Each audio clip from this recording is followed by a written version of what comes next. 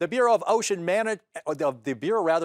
Energy Management announced finalized wind energy areas off Oregon's coast as it inches closer to the Biden administration's goal of 30 gigawatts of offshore wind energy in the next 6 years.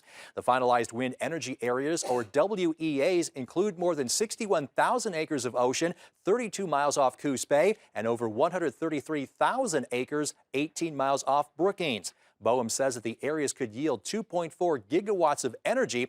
Heather Mann with Midwater Trawlers says the announcement came as a gut punch. There was significant pushback to those areas and why those areas are important, not just for fish species and migrating whales, which BOEM has largely ignored. The tribes have been completely ignored. Fishermen and coastal communities have been ignored. What they're doing is trying to position themselves as having done adequate, authentic engagement, and they haven't. Now, tomorrow, BOEM will publish a notice in the Federal Register stating its intent to begin an environmental assessment of potential impacts from offshore wind leasing. This will start a 30-day public comment period. But some are concerned that wind energy is not the right fit for Oregon. I think I want to reach out and say, continue to listen and to, knowledge is really the key. Their floating offshore wind is already in operation in other parts of the world. The technology is there.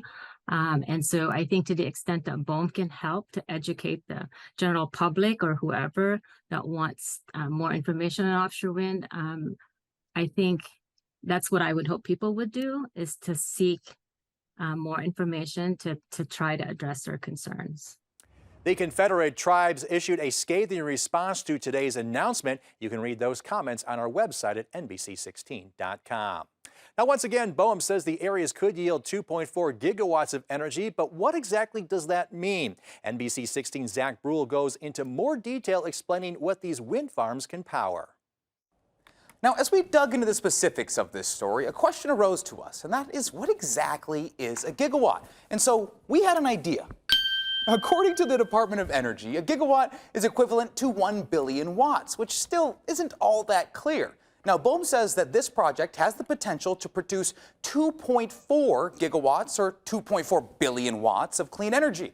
That would be the equivalent to the production of nearly 6 million solar powers, or the power output of about 3 million horsepower. As for energy use, 2.4 gigawatts is enough to power 240 million LED light bulbs just like this one. And of course, for you Back to the Future fans, that would be enough power to give you 2 trips in the DeLorean, both back to the future and back from the future, as your flux capacitor needs just 1.21 gigawatts of power. All right, thanks a lot, Zach. Well, the potential of offshore wind farming along the Oregon coast has been a hot topic among residents, and since the beginning, NBC 16 has been covering the controversy from when it was first announced to BOEM seeking public reactions to now. Simply visit our website at NBC16.com, where you can find more information on the wind farms along the coast.